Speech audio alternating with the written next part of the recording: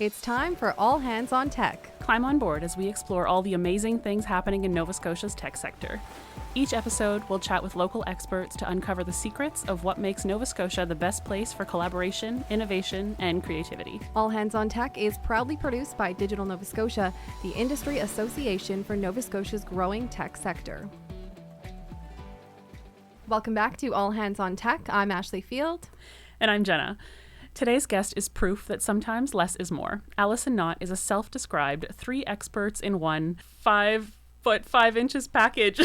Through her business, Alison K Consulting, she helps organizations elevate their digital marketing with intention and integrity. Alison, welcome to All Hands on Tech. Thank you for having me. So happy you're here. Before we get into some rapid fire questions, don't want to scare you, and some important discussions on women in tech, I do want to start at the beginning. So you began your career in print design. So how exactly did you end up here? Well, I would say that my career started in print design, but actually I was a really lonely kid.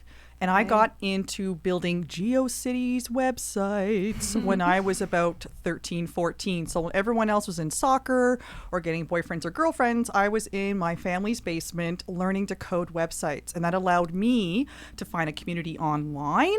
I had a really popular Teddy Ruxpin website that I hid from the world, although now I wish I had gone back in time. Yeah. So while my career was I always knew that I wanted to be in graphic design, but I also knew I wanted to be in computers. And what happened was no one knew what to tell a little girl my age. So I'm roughly 38 right now. So back in the day, guidance counselors didn't know what to do with kids because there was no career in the internet at the time. You went into robotics, computer science, and that was it. So the counselor was like, well, you like computers and you're creative. Why don't you go into graphic design? Now, I feel like if things had been slightly different, I could be working for a really large tech firm right now, but that just wasn't an option. No one knew what to do. I went to NASCAD, which is an art college here, or art university, and I ended up being a graphic designer, but I never let go of the internet, and I continued to upgrade my skills. So as time went on, I had a formal education in design, in print design, but I ended up doing work for something called newspapers, if we remember those. And so I worked on that. And because I worked in a small team, I got to talk to the marketing people and the sales and the editorial team. And I learned a lot of aspects that would later help me when I transitioned back into digital world, when I went back into building websites and eventually being a senior designer and brand, and also just working with people building websites. So it kind of came full circle. Yeah.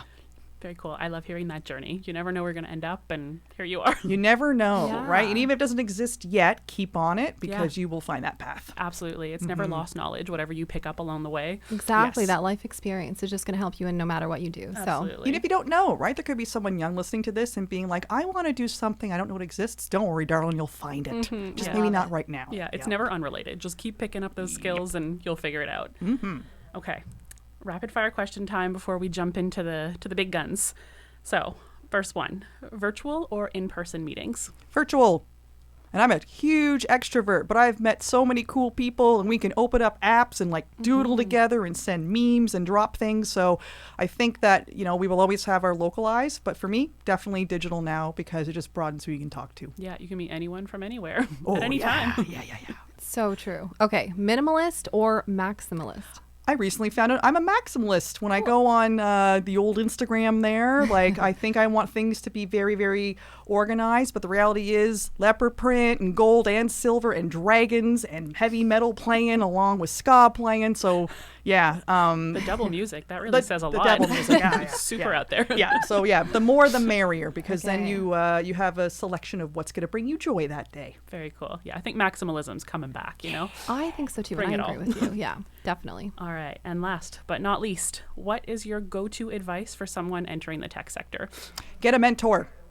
Get a mentor, get a mentor, get a mentor. How does one find a mentor? How does someone find a mentor? You ask. So this becomes a double-edged learning opportunity because not only are you going to find a mentor, you are starting to train yourself to ask for what you want. Huge. Darlings, you will have so many obstacles and opportunities come to you, but you have to advocate for yourself. So to me, And also, a mentor doesn't have to be this very formal thing like I hang out with Alison K twice a week and we discuss. There are micro mentoring moments. And I'm going to sideline here and say, people listening, you are probably an excellent mentor and you're not giving yourself a chance to be a mentor to others. So find a mentor would be the best thing to do. Cool. And I guess like a sidebar to that, like how do you advocate for yourself? Because that can be really hard, especially as a woman in tech. Like how do you do that? How do you go about doing that? I think having that support is so key. And I think we might have a question that's going to touch on that a bit later. Yeah. But it's no human being is an island. We are, connected creatures by nature and by design. So I think the sooner you learn that no one has all the answers and I give you all permission now. Like, you don't know it all. So ask. And people's experiences help you because it shortcuts whatever they learned, whatever they had to prototype or figure out. They're going to give it to you so much faster. And so, again, that advocacy point is if you have people that support you, they can help you when you're new. Learn to find your voice. Learn to figure out how you do asks and when those are appropriate. But it's that support system of the mentor, big, small, in between, little, that can help you with that. Even if just having those connections and having someone that you know and that you trust that can tell you that some of these things are possible, because not everybody has that opportunity and has those examples growing up or even in their professional career that if you don't know that you can touch that, and if someone else tells you you can. And they might, the idea is we think about networking as like, here's my business card or QR code, whatever we're doing now, or my 5 minutes in a breakout room on Zoom. But people who connect you will find a rhythm where then they're connecting you to other people. Then you start connecting people to other people. And that's real networking. So putting yourself out there for your end goals is part of the equation, but the other half is just creating relationships, because there might be someone who is your pricing mentor, someone else who is your advocacy for social injustice mentor, right? All of these folk can help you, and they'll have different strengths that you can help out with or have access to. Yeah, absolutely. Yeah, I like the bringing networking down from transactional, which I feel like especially now that we've done everything, like you said, maybe like the 10-minute breakout room, everything has kind of been reduced to a shorter time scale, but instead of bringing it down to how can we connect and how can you do something for me and vice versa, just make connections with people and get to know people, and who knows what's going to come out of that. Like, what's their jam? What are they excited about? Because if they're excited about a certain thing, they are going to just be throwing people at you through connections and that kind of thing. So it's what excites people, because they're going to give it to you tenfold, and then you will be better situated and you can give it out in all kinds of ways. Just Santa Claus is all over the place, throwing presents everywhere, basically. Santa Clauses. Yeah. No Grinches. Down. No Grinches. I'm interested in getting your perspective on this because you're a woman working in an often male-dominated space of SEO and web consulting. So we kind of already heard about how you got here. How has it been since you've been here? How have you seen it change? I would say it's changed or it's evolved a little bit. I knew from a very young age that I was queer, and I'm very interested in when we kind of move things into gendered pieces. And I just want to be fully disclosing here that marketing adds to that problem where we're still putting people in very specific gender boxes. And that comes to the way we advertise, to how we talk. So that's a thing that's still being worked on, and I'm in and active in the industry. So I want to acknowledge that. For me, I've always enjoyed mixed spaces. So I actually get a little uncomfortable if I'm in a very, we'll just say for the term of the moment, very feminine spaces, right? So you're not, for myself, you won't find me at traditional yoga retreats or that kind of thing. I'm a bit of a rock and roller and that kind of stuff. I think I noticed for me, I kind of was doing my own thing. You get your clients, you work with it. It was how clients were describing prior interactions with other people in the industry that made me go, okay, we still have work to do. So they were describing things like not feeling like the deeper needs of their business were being met. They felt that things were being pushed, that things were a little aggressive, that they were always talking about really the high level money, now, growth, which doesn't always align with everyone's intentions. So that is how I've seen it. I haven't worked with every industry in the world and all of that. Definitely when I do upgrading, so I'm really big into analytics. I recently completed a bunch of certification on Google Analytics for Yowza. But again, it's still very obvious that it is very dominated by those who express themselves as male. So I think it's getting better, especially when you have things like digital DNS, or you have like the forum where you're bringing women and women identifying individuals who are making connections and kind of having their own thing and having their own Facebook groups and that. So I think it's changing. We just have to be really attentive to it. And I think coming from our clients what they're expecting is probably the best way to do it. We got a lot of work to do. I still obviously am going to fall into traps where I could have done better in the way I'm doing that. But I think the main thing is if we're acknowledging it. And another point would be if within now that like most people my age, we were all self-taught in the digital marketing space. Now people are being taught through it in schools. I used to teach at the NSCC IT campus, and we would still have a lot of women start programs but not finish programs. So why aren't we keeping other folk in the programs till the end? I think mentorship is part of that. So if we can retain young female and non-binary folk and make them feel like they're supported, that's how we change the tides. It's not after the fact when they're working in it and they're like, we're losing people before From they the even get-go. get into that industry. So again, I'm going back to mentorship. Yeah. We have to be visible as folk to say, you do have a space here and we do want to have that capacity for you and to support you where you need to be. Yeah, and it's so nice to hear that you're so passionate about being a mentor because, like you said, it's so needed in the industry. So Yeah. great work. So you're known for making people feel at ease. I hope. When I don't it know. comes These to women, digital they're kinda- marketing. They're kind of got one hand on the handle here if you can't see. But, No. I mean, I was going to finish the sentence. It says in digital marketing, design, and SEO, but I would say just in general, you're pretty chill. So Yeah. love that. oh, thanks. So what is the one thing that you would like people to know when they might feel overwhelmed within the tech space? That it's natural. Oh, are you kidding? Like, okay, so I think I anecdotally had heard something like the word overwhelm is relatively new in terms of being in our lexicon and how often we use it. It's not like, That's a great point. 900 years old, but like overwhelm wasn't a thing. Now maybe there was like ye old overwhelm or some older way of doing it. But I think part of it is getting, I'll speak from a business owner perspective because I work primarily with very small teams. So like companies that have less than 5 people or they're a solo entrepreneur, right? So the overwhelm is natural. So embrace it because you're not supposed to know all of this. However, you are a business now and marketing, no one can be a cheerleader for your business but you.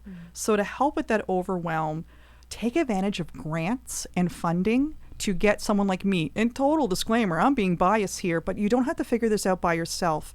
No matter what stage of your business you're in, for that overwhelm, stop trying to figure it out all on your own. There is a lot of fantastic grant and funding opportunities and loans that you can get to talk to a consultant.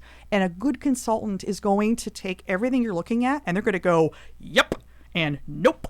And then you will know out of the gate what you don't have to focus on. You don't have to do it all the time. And just because you saw someone else go into TikTok or get into newsletters or doing podcasting, you don't have to do it all to be successful. You have to be strategic about it. And you need someone else. Basically, we get up our own asses as business owners. You need someone to pull you out of there, right? Dust you off and help you out. So that's my thing. Get some funding to do it. Don't even let it hurt your own pocket. Save that overwhelm too. Funding. Oh, it's wonderful. There's a lot of it out there. A lot of it out there. And the only way, the worst case is you never hear from it. But the best case is most funding is not used to its full advantage. So darlings, go look for it. Alison, community is something that is clearly very important to you. So why do you think community is important in the workspace and how have you reflected that in your work? I would think that we're not solitary creatures. And when you hear someone else's story or their experience or good and bad, something about our brains, like it helps us to get over hurdles that might seem really big or really small, whatever. And so that community, I think, it keeps you accountable too in whatever it is you're doing, because we can get very much in our heads or we can internalize something we've seen. But when we have to express to other humans what's going on, then usually you can shortcut whatever it is you're trying to find. You gain perspective on what's going on in that space. And even though we're digital, you have to reach out to people, regardless of how you feel about reaching out to people. So community has been important to me. I've run over the years, I used to run the WordPress group here in the city. I used to run a creative group called Creative Kick for a number of years, helping to bring people together, because when people gather together, magic happens. And you kind of need to do that sometimes, either in person or online, over shared pieces. And then it gets better. It also holds us accountable to our bullshit. You can't keep perpetuating biases or things that are just simply not correct when you grow who you have around you. And I think when we get insular, that's when problems across the board happen. When you got other people, you're accountable for being a part of that. And that's why I care so much. And I wouldn't be where I am today without the mentors I've had over the years that have picked me up 100 times and helped me out. So the least I can do is return the favor and have other people see what that looks like so that they can return the favor too, because they're going to go after what's being modeled to them. What is the tech sector like here? Can you describe it? Oh, I love it, because we're like, how do I always say it about Nova Scotia? It's like we're any other province, but instead of having like 50 of something, we got 5 of something. But we got everything that you want to have right here. Yeah. Also, huge support for new Canadians arriving too. That are, we've had some wonderful program developments here. That we've got people that I'm talking to them, clients of mine or colleagues of mine. They're like, I'm staying. And I'm like, please do. I think that this province is rocking. I'm born and raised here. I went to NASCAD. I graduated in 2007, and I said, I'm going to stay 5 years here because everyone's telling me I got to go to Toronto, I got to go to Montreal. This is back when I was more in design and less into the web world. And I was like, well, I'm going to try to be the change I want in 5 years. And if I don't see it, then I'll leave. Well, it's 2022. Still here. And I'm still here. So I would say a lot of people, from what I hear, they really like the quality of life here, the variety, because we're on the ocean. We got a lot of interesting ocean-based technology and sustainability coming out of this space. And again, because of the work that's been done to ensure that everyone who comes here wishes to stay, there's more perspective being added. So to me, it's like you get to have the techie vibe, but it's chill, and it's not so rugged like we're all living out in the woods and like growing our own tubers and storing them in our cold houses. But it's a nice blend, I think, and it helps to ground us in tech because we're often dealing with like clicky things and code and other people's third-party programs that will never go away, Zapier, right? So all kinds of problems like that. And you can just step outside and get some salt air or go to your small village in Bear River. And I'm excited for the government trying to do more to have us have high-speed internet throughout the province. I think that'll be a game changer here for us. And I think that will just allow a lot of people who have not had the opportunity to be in this sector to be met where we need, which is high-speed internet. Absolutely. Yeah. So that would indicate a huge change if they did that going forward. But from the beginning of your career to now, what have you noticed? How have you felt about the change? I would just say people are younger now, getting into the things they need to do, because I would say folks my age are now at a stage where we are letting people know how we did what we do. How do we do our growth? How did we approach clients? You can get off the shelf very specific courses just around proposal making, or how to learn about a new piece of, date myself here, React, or some other pieces of code. So the entry level is younger and people are growing their skills faster. And also, I think the other change is the non-tech community starting to understand what we do. And if they can't verbalize those exact words or phrases, they're putting their needs into perspective in terms of like, they're not going to say we need digital adoption, but they're not talking about a website like that nice to have. They're not talking about that bespoke app like that's totally foreign to us, right? They're like, no, like we know we can do it. And we know there's entities like DNS or others that can help us find that. So like all things, it's becoming more natural. Yeah. So for those of us in the business of tech, depending on what you're doing, could be still very quite esoteric. But I think there's the community, the people we want to serve, the communities are more interested in what we're doing because they've seen it enough.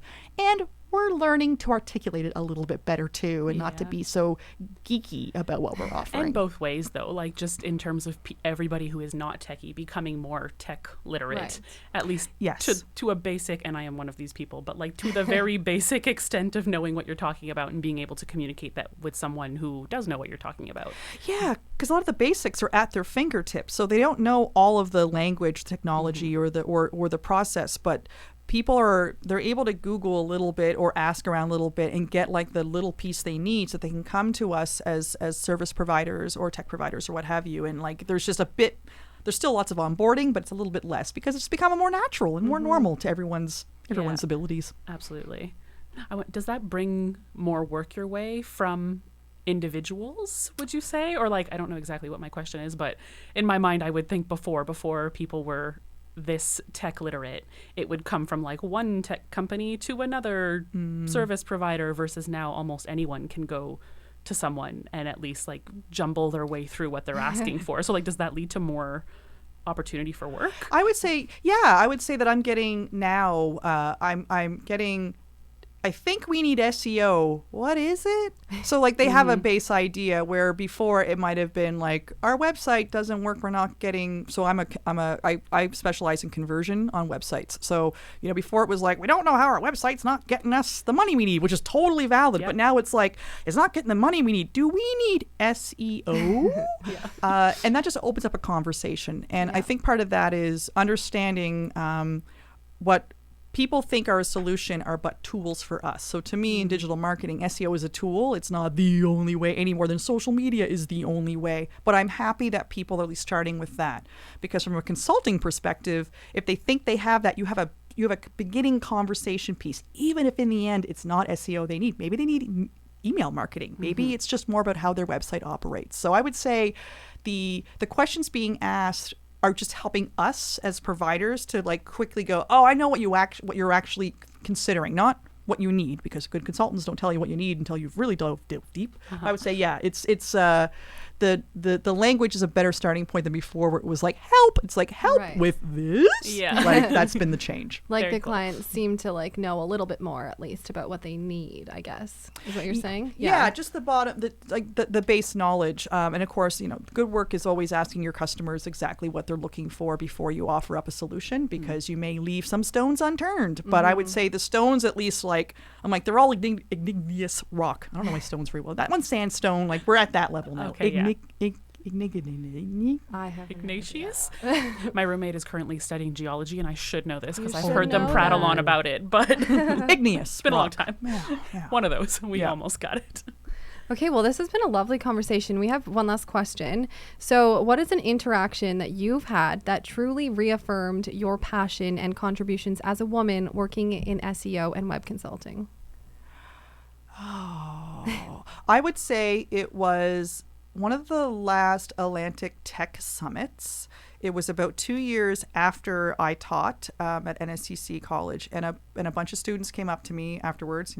They grow so fast, and they put me in tears because they said that I was really instrumental to them in visibility of seeing women in tech. And I, truly did what I could, but I thought I was another person showing up and teaching all that I knew. But the fact that they pulled me aside to have that conversation, and I thought that was great. We don't do this for the accolades of being told this is what we do in the space, but to hear it in their voice that like representation mattered to them was key. And so that was just... Especially from that younger audience too. Yes. Yeah. And they were showing up at the conference after they graduated, which also says there must have been something that they've seen in us as role models, because they were showing up to a tech event after graduation, which we know can, your first couple of years of graduation is busy, so they were showing up and doing that. To me, that was affirmation to me that you might, and again, for the listeners, you might think you're not making a difference or being a mentor for people, but you have no idea the power in your actions and your words can have with someone. And you're not always going to get those moments where people pull you aside. You can go bawl about it in the bathroom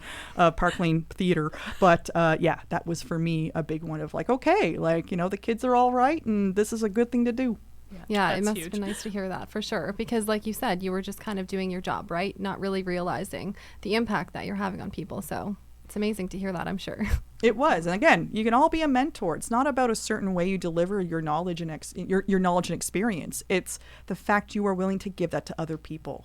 That's mentorship to me. Is that, the no close cards to your chest. They ask you about something, and the way you say it and how you follow up is just as important to what it is you're actually delivering to somebody. Absolutely. And also, like, back to one of these questions here, making people feel at ease, especially when you're starting out, and if you're at a younger age or you're new to something, it's intimidating and it's really hard to put yourself out there. So being someone who's a mentor, who is kind of approaches them with kind of open arms and someone who you can make them feel comfortable coming to you. I think that's also huge. Yeah, because like you said, networking is hard. It's And so asking hard. questions is hard because, you think it's a stupid question or...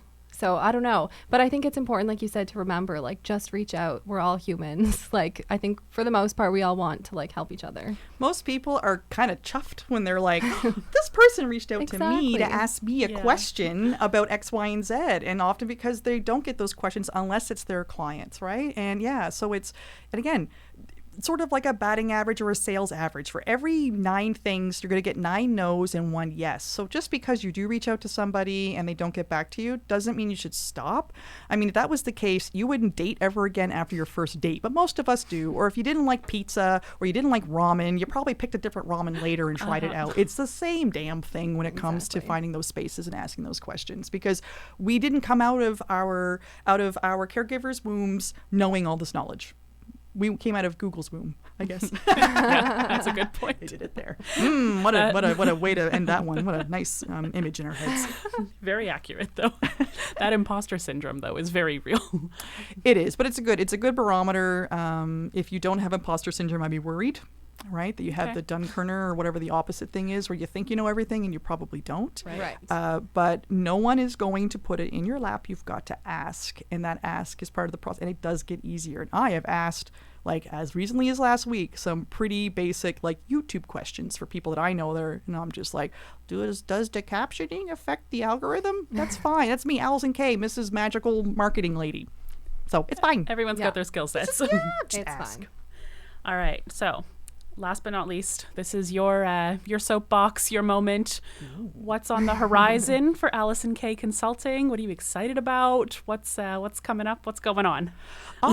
Speaking of grants, look, model what you talk about. I got an export grant through NSBI, and so I have partnered with Pillar Light Studios, and who is a local company here, and also Tammy Schweber out in Toronto.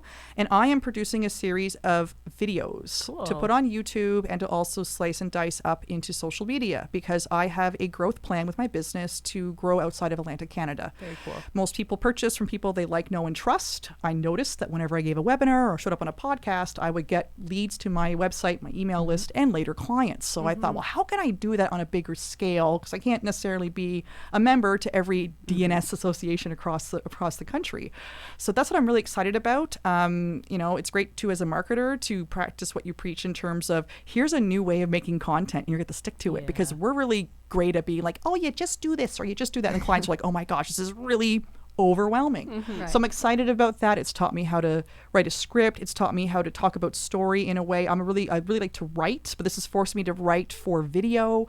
I'm learning about search. Oh my goodness, to nerd out like TubeBuddy. I'm learning about SEO for like YouTube videos, and so like that is my jam. Cool. So I'm excited. I've already seen results just in terms of how I'm working and how I'm articulating myself in business, and I really look forward to seeing once they start going up how that will affect my goals in export. So there you go. Got Very the cool. funding, went out of my comfort zone, asked all the stupid questions, but I'm really excited people to see more of this after Yeah. years of me being hidden behind webinars per specific associations. Very Yeah. cool. That's very exciting. That I'm is gonna. exciting. So is a YouTube channel on the There's horizon a YouTube after channel. you learn Be all this. kind, be gentle. That's not the main source. Although now that I'm in it, I'm like, oh, Yeah, how could I was gonna optimize say, You're this? learning all this stuff. Yes, So evergreen stuff, right? But yeah, so like 16:9 formatting versus square versus posting natively on a platform versus putting it in something like Buffer. I'm learning all of these little tactics, but there's that strategy piece to it that I'm practicing when I'm preaching here, right? I have a goal, and that's growth outside of Atlantic Canada.